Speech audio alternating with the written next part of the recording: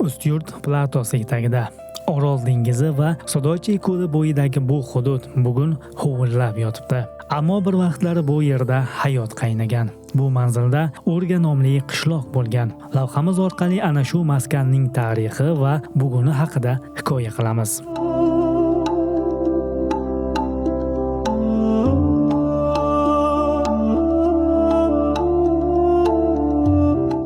Bu hududdagi doimiy yashash maskanlari 1873-yildan, ya'ni yillar Rossiya imperiyasi tarkibiga o'tgach rivojlana boshlagan. Ma'lumotlarga ko'ra 1874-yilda bu yerga Uraldan kazaklar, ya'ni uralchilar ko'chib kelgan va O'rganing ilk aholisi bo'lgan. Ular asosan baliqchilik, ovchilik va terga ishlov berish bilan shug'ullangan. Keyinchalik Rossiyadan savdogarlar kelib, baliq va hayvon mahsulotlari savdosini yo'lga qo'ygan. Sovet davrida esa bu yerda baliqchilik artilleriyalari asosida kolxozlar tashkil etilgan. 1920-1955-yillarda O'rgaga polyak harbiy asirlar ham yashash uchun yuborilgan.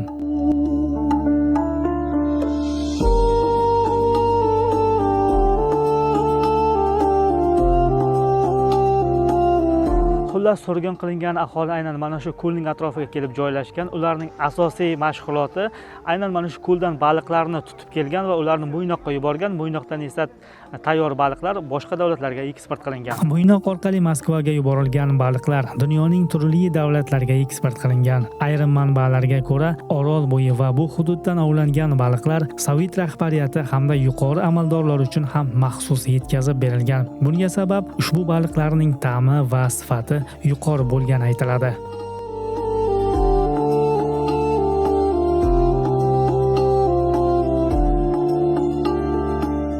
Bu yerdagi ko'l Sodoche, ya'ni chuchuk suv deb atalgan. Ko'l chuqurligi 3 metrgacha yetgan. Bu yerda sazan, lesh va cho'rtan kabi baliqlar yashagan. Har yili taxminan 2000 tonna baliq ovlangan. Hudud qushlarga ham boy bo'lgan. Bu yerda 30 dan ortiq qush turi yashagan. Keyinchalik esa minglab pushti flamingolar uya qurgan. 1924-yilda O'rgada Sholan muzxonasi qurilgan. Qishda ko'ldan muz kesib olinib, yozgacha saqlangan va ovlangan baliqlar shu yerda muzlatib qo'yilgan. 1929-yilda Qozog'istondagi ocharchilik davrida ko'plab qozoq oilalari Qoraqalpog'istonga ko'chib kelgan va ayrimlari O'rgaga joylashgan. Shundan keyin qishloq aholisi ko'paygan. 1931-yilda Mo'ynoq tumani tashkil etilib, O'rga uning tarkibiga 15-qishloq kengashi sifatida kiritilgan. Uylar ko'l bo'yi bo'ylab joylashgan bo'lib, bu yerda 1000 ga yaqin xo'jalik bo'lgan.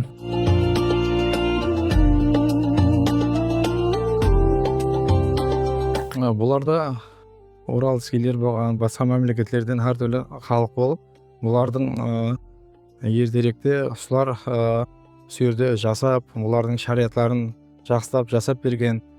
Qozog'iston Respublikasining masalan qozoqlarim jasagan, qala bersa bu yerga mektepler salıngan, bu yoqdamdagi o'zing mektepler salıngan, boshqa bir qulay shariatlar tug'dirib bergan. Bular baliq ovlovga shariat tug'dirib bergan.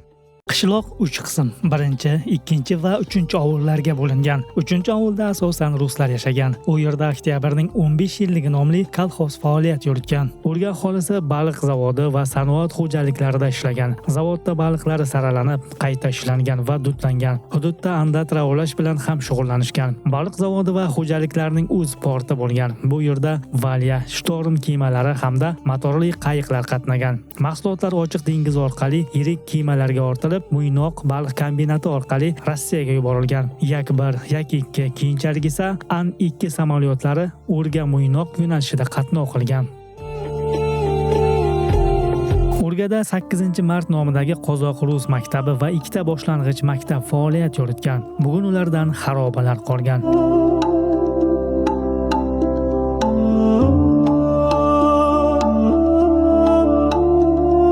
Shuningdek, yozgi va qishki klub, bolalar bog'chasi, kutubxona, nonvoyxona, gazli suv kioski, raqs maydonchasi va hammom ham bo'lgan. Baliq zavodi yonida katta omborda kiyim-kechak, oziq-ovqat va boshqa mahsulotlar saqlangan. Hatto un tanqisligi davrida ham bu yerda brezent bilan yopilgan o'nlab tonna un zaxirasi bo'lgan. Shu sababli O'rgadagi turmush darajasi ko'plab hududlarga qaraganda yaxshiroq edi.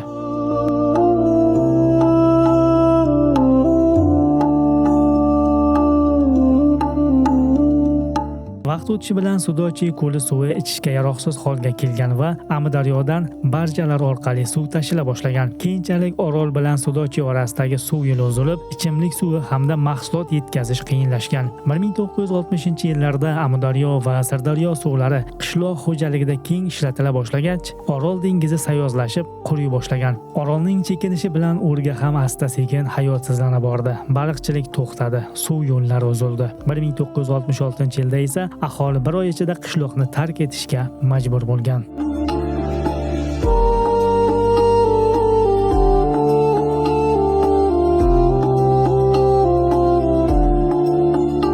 Yıl 66-yıllar ko'shib ketgan. Bu ko'llarning qaytuuna tengizimizning ortqa chekinib suvning quruvuuna байланысты. Bular ko'llar ham portlagan, uni kun ko'rsa og'irlashib, fe'l-atrofni 1966-yil keyini ko'shib boshlagan bularni.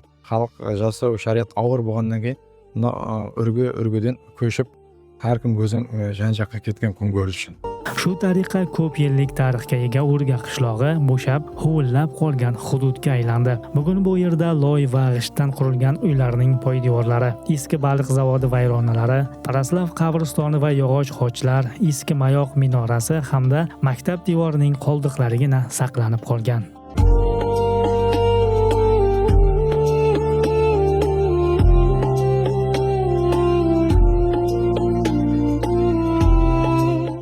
Bu yerda 314 turdagi hayvonot dunyosi, jumladan 80 dan ortiq qizil kitobga kiritilgan noyob turlar va go'zal pushti flamingolar yashaydi. Ular davlat muhofazasiga olingan. Shu bois ko'l yaqinidagi mazkur qishloq xarobalari ham Sudoche Akpitki davlat landshaft buyurtma qo'riqxonasi bilan muhofaza qilinadi.